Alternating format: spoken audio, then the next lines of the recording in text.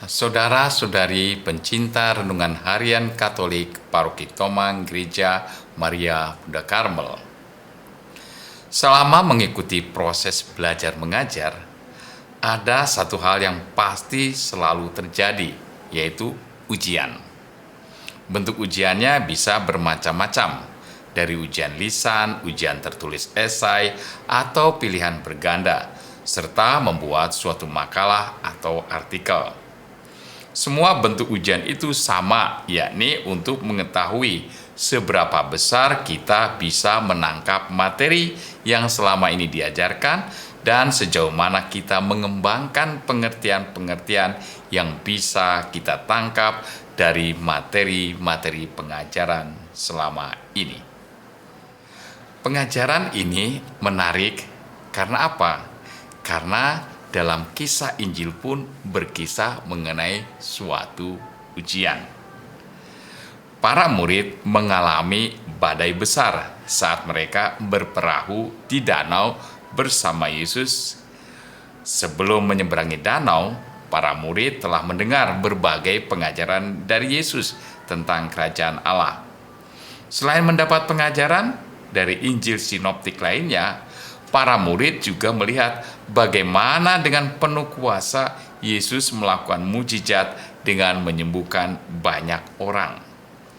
Tindakan-tindakan Yesus itu hendak memberikan informasi kepada para murid bahwa Ia penuh kuasa.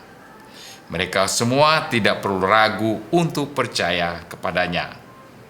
Saat menyeberangi danau, Yesus membiarkan para murid melakukan apa yang perlu mereka lakukan. Demikian pula saat terjadi badai dan perahu mulai terisi air, Yesus tetap membiarkan mereka.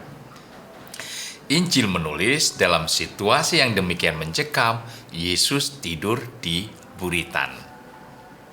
Inilah saat-saat krusial, saat yang menentukan apakah dalam keadaan yang sangat mencekam tersebut, mereka mengingat-ingat kuasa Yesus yang pernah mereka saksikan, dan yang sekarang Yesus ada bersama dengan mereka dalam situasi yang tidak menyenangkan.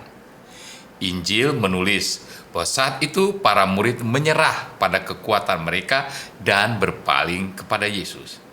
Mereka ingat ada pribadi yang luar biasa bersama mereka. Mereka meminta kepada Yesus meski dengan bahasa yang kesannya masih ragu-ragu. Guru, Engkau tidak peduli kalau kita binasa. Setelah Yesus memerintahkan badai untuk tenang, mereka mengalami kembali pengalaman iman yang menakjubkan. Mereka semakin penasaran dengan pribadi Yesus.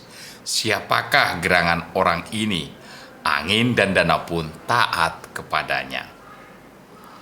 Pengalaman tidak menyenangkan dalam kehidupan pasti dialami semua orang. Sikap dalam situasi itu sangat menentukan.